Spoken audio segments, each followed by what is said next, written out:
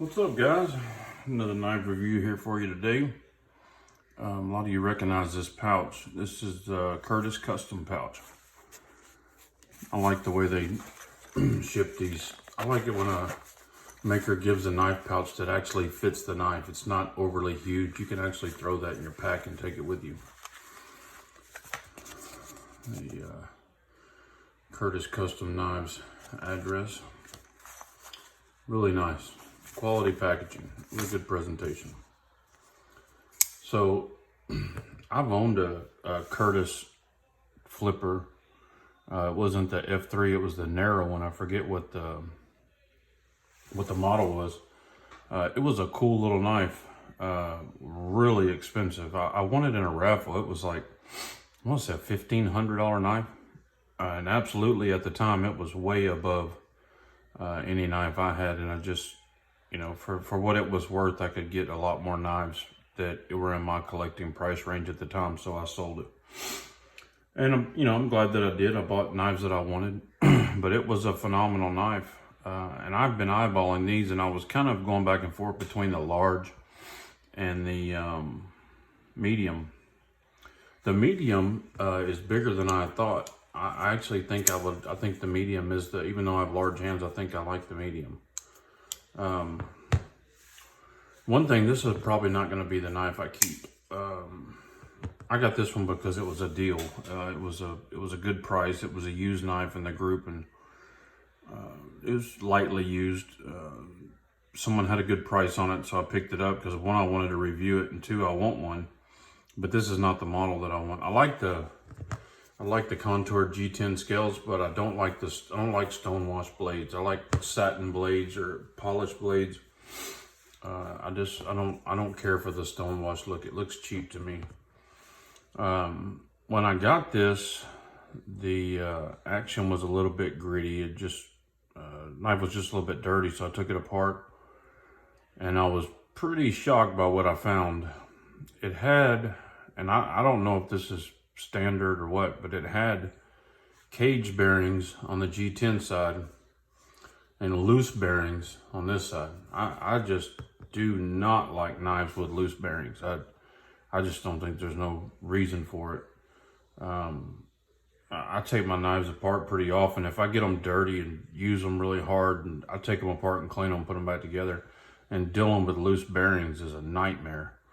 I mean, you lose one of those things and you just pretty much ruined your knife. Trying to get a bearing from a maker is like pulling teeth.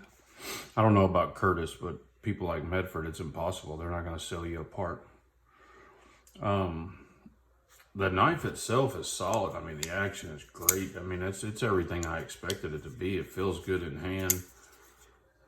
I mean, it's these.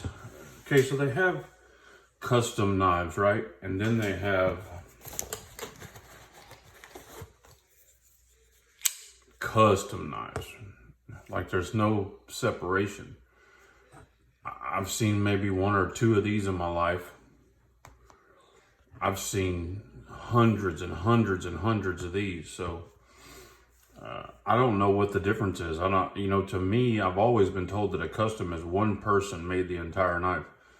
If one person is making these, that is a very busy person. Like if it's, to me, a custom, that's been told to me by several people, a custom is, it's made by one person. It's made by the maker whose name is on the knife. Man, if Mr. Curtis is making every single one of these by hand, he is a busy man. I'm not saying he's not. I'm saying if he is, he's setting records, because I see a lot of these things.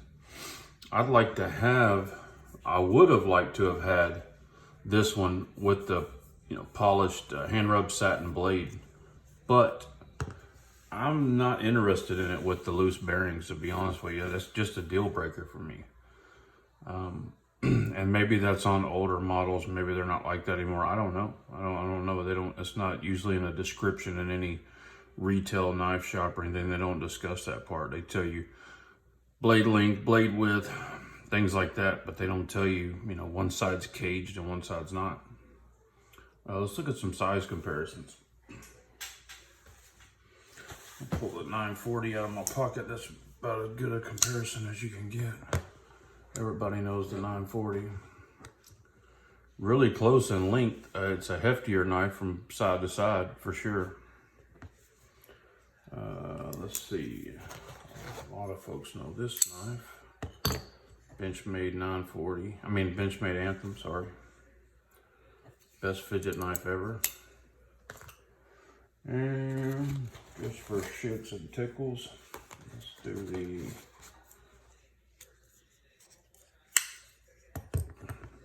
Benza 31.